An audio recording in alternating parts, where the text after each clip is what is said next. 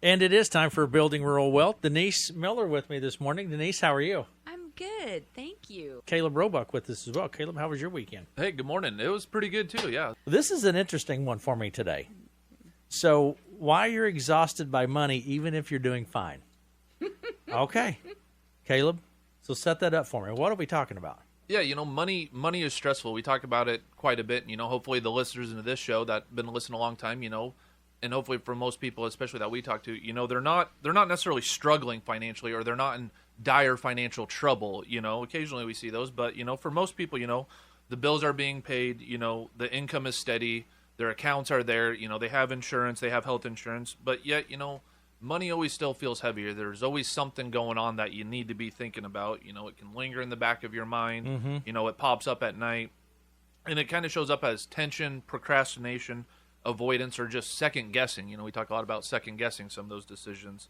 But if you've ever thought, I'm doing fine, but kind of why do I still feel exhausted? Why is all this stuff kind of rattling around at times when I think I'm okay? Today we want to talk about that. What is that mental weight? How do you kind of balance it? And some of it's good. That's what keeps you honest. But how do you kind of hopefully relieve some of that stress? Again, even if you're doing fine, again, which most people are, it's that. But how do you kind of find that mental balance as well? I'm kind of looking forward to it. So this is interesting. So burnout isn't failure, it's overload. What are we talking about, Denise? Well, financial burnout. And, people say, well, what do you mean by financial burnout? Well, it comes from carrying too many things at once. Like you have multiple accounts. This is another one. Multiple passwords. Multiple statements, multiple deadlines. And, all you can think about is, I should really look at that. And it's always floating in your mind. It's waking you up at 3 o'clock in the morning. I don't know about you, but 3 o'clock in the morning is like my time. I wake up and think all these random thoughts. Yes. And burnout shows up as avoidance. You don't open your mail. I can't believe how many people you talk to. They don't open their mail. They don't open their mail. Yeah. Logins get ignored. Yep. Oh, yeah, I should log into that, but I'm not going to do that. Just push it down the road. Push it down the road. Decisions are pushed off. Yeah, I probably need to do that, and then you never do. I think people can identify with all of that. Absolutely. It gets to where it's just gets burdensome. to where it piles up in your head. Yeah. And it's not your responsibility. I think I want to make that very clear. It's a signal that your brain is already full. And when mental load is high, taking a pause and noticing the overload is the first step. Okay. Well, I think we talked about that on the show too, of kind of that financial drift. Hey, as your life just evolves, you get accounts here. You got a retirement account here. You need more insurance, that. So it's just like that drift kind of happens. Again, even though the bills are being paid, the income's steady. It's kind of that drift that happens, I think. That and your beneficiaries, too. Yeah, I need to look at that. Yeah, I should do that. I'll do that next time. Yeah, I'll do that I'll next. do that. I'll do that down the road. Yeah. And then it never gets done. And then it never gets done. Okay. An open loop. What's the cost of an open loop? Caleb, what are we talking about there? Yeah, well, kind of just on that of kind of going on, again, if most people's income stuff that, they're not stressing over the spending or investing, if, you kind of got a handle on that, it is those open loops or open tasks. I kind of think of, those of like on your Apple Watch, the little rings, your little exercise rings when you close them. Well, guess what? Sometimes you get them 80% done. They don't get closed. A lot of times that's the insurance stuff. That's the, the child's education, some of the estate planning stuff. And, you kind of tell yourself, I should double check on that. I hope we're okay on that. I think we're okay on that. Just what Denise is talking about. Yeah, I'll deal with that later. And again, you think of it, none of it, if you don't do it now, it's not going to be catastrophic, so to speak. Hey, I don't have my beneficiaries updated. I'm not planning on dying today, so I don't need to. But again, those things can kind of come up. Yes. Or it leads to, random account checking, that constant mental review and never feeling caught up. And, if you never close that loop or that task, you can't say, hey, it's completed. It's easier to review the next time around. So, and, most people stress because, money isn't going badly. It's the stress that, never leaves their thoughts. It's, and it's hard to mentally organize. Denise said, hey, you got all these accounts, you got statements, you got, spending of what you're doing. Life happens, come up. It is hard to mentally account for that stuff. So, But, if you recognize and kind of think of it as, maybe a task that, hey, once it's done, I have completed it. I might still need to review it in the future, but I have kind of closed that loop, so to speak, or I have somebody helping me close that loop and monitoring it. It can be a big stress reliever. Absolutely. Peace of mind comes with that. Absolutely. Taken care of. Yeah. When you close that ring on your Apple Watch and it's good, you feel pretty darn good about yourself. You get a little buzz of joy. You're like, woo! Yeah. Well, again, that's part of it. It's hard to see. Again, most of this stuff is on paper, conceptual, so it's hard to see. Kind of, you don't have that actual notification that pops up that congratulations, you've done it. Hope. As an advisors, that's what we try to help people kind of track and do and kind of see that progress too. But it is hard to kind of know. So, Denise, what if I just had a little more discipline or a little more willpower? Everybody says that. I just need a little more discipline. If I just had 10 minutes, if I just, you think that I need more discipline or I should pay closer attention to that. But that alone won't fix the problem. And it's the systems that matter because simple processes can free up your mental space. More bandwidth. You'll have more bandwidth if you simple process.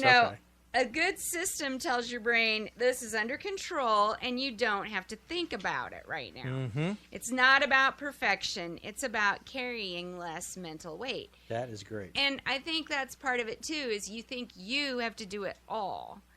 And, I think that's a trap we all get. Nobody can do it but me. Mm-hmm. When in reality, you need to be having conversations and communications and realizing that you need more people on your team and more people working towards the same things you're working towards. That is good. That's the plan that we talk about. Right. Just getting a plan. It makes everything organized. Mm-hmm. Right? Absolutely. Frees up the mental bandwidth. Absolutely. I like it. So with that, Caleb, let's talk about some of those things that can free up some of the mental space. Yeah, and like Denise said, some people do it all themselves. Some people, then work with other people. But, there's kind of that counterbalance of, hey, you need to be personally responsible and able to track it. But, hey, if you're doing some of these things or have some of these systems in place, then it is easier when the time comes to implement somebody or have somebody come in to really help you and drive that efficiency. And today, with a lot of this stuff I'll touch on, again, there's spreadsheet you can use to do it. There's apps that automate this stuff. There's, even just writing it down on a notepad and tracking it is a good start. But hey, there are tools out there to do it. So you don't have to start this from scratch or get examples. But and people are afraid of automation, I think. Yeah. I think so too. You're kind of getting that habit. I'm just do it. This is how I do it. Somebody asked me the other day, when's the last time you wrote a check? I write like 2 checks a month. Mm-hmm. I mean, everything's automated. I don't worry about it. Yeah.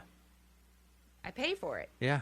It's done. Done. Over. Well, and that's automating transaction, but automating a system, again, how you can check on stuff and kind of have, an overall, look of where you're at and compass of where you're at, And so it's, predictable financial check-ins, whether it's one time per month, the same time per day or whatever, do a 30 to 60 minute check. Some people, again, check their app. If you use an app, some people check it weekly, daily, monthly to see where you're at, and schedule a place for, money that reduces its, intrusiveness elsewhere. You can see where things are going. You can see, how things are building up, simplifying cash flow snapshot. It's not a detailed budget. You don't need to nail down your budget every day of the penny, but again, you can have an overall idea of where your income is, where your fixed expenses are, where your discretionary expenses are, and, having a kind of good understanding of where your savings and contributions are. It's amazing you ask people how much you're contributing to your 401k, and they don't know exactly either. Which, again, that's another number in a bunch of them. But,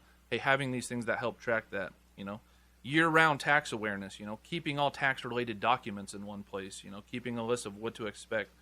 Ongoing awareness prevents some of those last-minute surprises. We talked a couple episodes ago about some of those tax surprises, or it's kind of the reaction to taxes. And the goal isn't, doing taxes yourself. It's kind of knowing what to expect. Again, none of this is doing it all on your own, but what to expect. Denise touched on automation, for repetitive decisions. Again, some of that automation where it is, bills, contributions, and transfers that don't require judgment can be automated. So that's the difference. Hey, knowing where you stand, that does take judgment, but automating some of those things underneath that. I mean, you have that bill that's $100 a month. Mm-hmm. It's always $100 a month. It is. It never changes. It's $100 a month. You don't have to think about it. It's just done. Yeah.